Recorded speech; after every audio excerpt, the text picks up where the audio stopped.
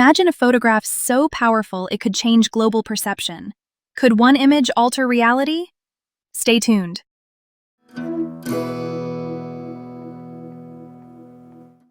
Hi, I'm Allie. And I'm Brianne. I have a very large mug of very black coffee because I like my mornings brutal and efficient. I went oat milk latte with a shameful amount of cinnamon. It's cozy chaos like my personality. Isn't that bananas? Welcome to the Veil. Unsolved and unbelievable starts with caffeine and questionable decisions. Today we're diving into the story behind Kevin Carter's haunting photograph, the vulture and the little girl. That infamous photo?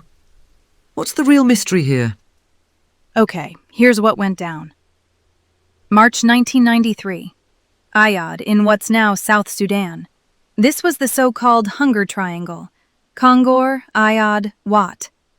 Famine on top of civil war. We're talking about roughly 40% of children under 5 malnourished. In Ayad, about 10 to 13 adults dying each day. Operation Lifeline Sudan, the UN-led relief network, had started inviting journalists in to show the world what was happening. Meanwhile, the government issued hyper-restricted 24-hour visas with chaperones. So access was brief, controlled, and chaotic. Kevin Carter and João Silva flew in on a UN light aircraft with Rob Hadley from OLS. The runway was basically the town's lifeline. Cargo planes landed, villagers gathered fast, and mothers rushed to queue for rations. As the Bang Bang Club describes, some left children on the hot sand nearby so they could move quickly. Carter and Silva split up, photographing everything. The scene was desperate. Bodies and the barely living holding on. It's grim. Carter later told Silva he was shooting when a child collapsed. He changed his angle and a hooded vulture dropped into the frame behind the child. He kept shooting, then chased the bird off. In early reports, the child was called a girl, which stuck for years because the New York Times caption said, "Little girl." Only in 2011 did the child's father identify him as a boy, Kong Nyong, who had been treated at the UN feeding station and, according to family, died years later around 2007 of fevers. He did not die in that scene. Timing matters. Carter and Silva had minutes. They left Ayad almost immediately for Kongor to try to get permission to stay longer with the rebels. Carter had even given a soldier his cheap wristwatch, and in return soldiers acted as ad hoc bodyguards. It's that kind of improvisation. Then the New York Times ran the photo on March 26, 1993, with Donatella Lorch's reporting, and instant worldwide shock followed. Aid groups put it on posters and money flooded in. The Times did something unusual on March 30th, an editorial answering readers who asked what happened to the child. They reported Carter said the child recovered enough to continue after he chased the vulture away. But nobody knew if he reached the feeding center about half a mile away. Became the famine's avatar. Then in 1994, Carter won the Pulitzer for feature photography, and 4 months later, he died by suicide at 33.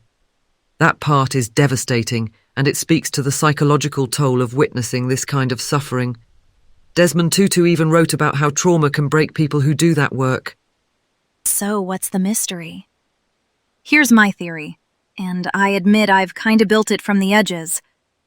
I think there were additional frames around that moment that showed more context. Maybe faint movement on the margins, people further off near the runway, maybe even a UN tarp or supplies in soft focus. And I think the editorial machine intentionally centered the single stark frame, letting the wider views fade, because one image carried the world's grief better than a complicated strip of film. Wait, you're saying missing frames on purpose, as in buried? Not like a mustache-twirling villain. More like triage. We know Carter told João Silva he kept shooting. Lots of film. We know the Times was actively hunting a famine image. Picture editor Nancy Borsky even called Greg Marinovich to surface what Carter had. We know the runway was crowded. Mothers, kids, a cargo plane, and the feeding center about half a mile away. And we know the chosen frame went everywhere. Became a fundraiser, a poster, a symbol. My theory is the other frames existed, and in the rush and the logic of advocacy, they were effectively sidelined because they softened the simplicity of the horror. And look how early framing shaped memory. The very first caption called the child a girl, and that error lived for almost 2 decades. If something as basic as sex got locked in because of one line of text, what else got locked in because of one frame? Hear you, but I call BS on the cover-up part. Photojournalists always shoot multiple frames. Choosing one is the job. That's not sinister. That's standard. The Bang Bang Club account is clear the Vulture arrived suddenly. Carter shot, then chased it away.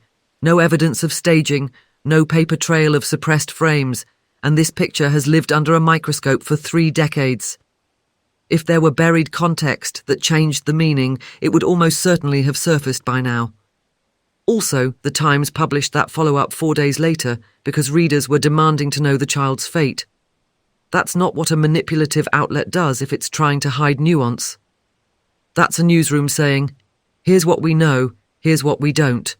And then in 2011, the family identified the child as a boy, Kong Nyong, who received UN care and survived that moment. That complicates the doom in the desert narrative some claim editors pushed. Okay, but you're kind of proving my point. The newsroom became a funnel. Government restrictions meant 24-hour visas and constant supervision. Silva and Carter had minutes on the ground. Film and captions were moving fast. Aid orgs needed a single emblem to wake donors up. That machinery rewards the cleanest frame, not the most contextual. Even if nobody ordered anything buried, the result can feel the same as if they had. Sure, but the difference matters. Systemic pressure to simplify is not a conspiracy. It's a flaw to be managed, and we can manage it by teaching context alongside images, which, to be fair, loads of people do. Journalism classes used this exact photo to interrogate ethics. And Susan Sontag in 2003 basically said that looking at suffering carries shame. Unless we can help or learn, we edge into voyeur territory. That critique is baked into how this image is discussed now. I love that you brought Sontag in because part of what keeps me up is the witness question. Carter saw the child, took the shot, chased the vulture, then left in minutes because the plane was wheels up. Did he do enough? Did the paper do enough? Did we, the people who looked, do enough? The picture raised money. That's real. And still, the image is so stark it almost erases the messy presence of a UN feeding center half a mile away, the crowd at the runway, and the war grinding the place down. Maybe the fairest reading is both things at once. The frame is brutally effective. It galvanized donors and won awards, yes, but it also simplified. Editors aren't villains. They're on deadline. The better question is how we, as viewers, carry the context once we've been punched in the gut by the picture. So my theory stands like this. I think more frames existed showing a busier scene, and the system elevated the loneliest one on purpose because it worked. Not a faked moment, a curated one. And I think that curation helped and harmed at once. And my counter is, show me the memo or the contact sheets. Until then, what we've got is normal selection plus enormous public impact.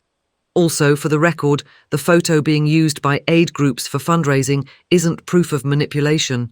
It's proof that shock images move wallets, which is uncomfortable and also sometimes how crises get resources. Here's the deal. Whether you lean toward my what-ifs or Brianne's show me the evidence, we're left with the same big question. What is the responsibility of a witness in the face of suffering? If you want to go deeper into what it felt like to make those choices, read The Bang Bang Club by Greg Marinovich and Joan Silva. It's first-hand, and it gives that day and iod human texture beyond the single frame. Okay, next up, weekend plans. I'm actually staying off haunted roads and going to a flea market. If a vulture follows me, I'm filing a report. I'm making a big pot of soup and turning my phone off. Self-care, but make it aggressively boring. Thanks for listening. Keep your hearts open, keep your questions sharper, and remember, context is everything. Take care and keep pulling at the threads. See you next time on The Veil.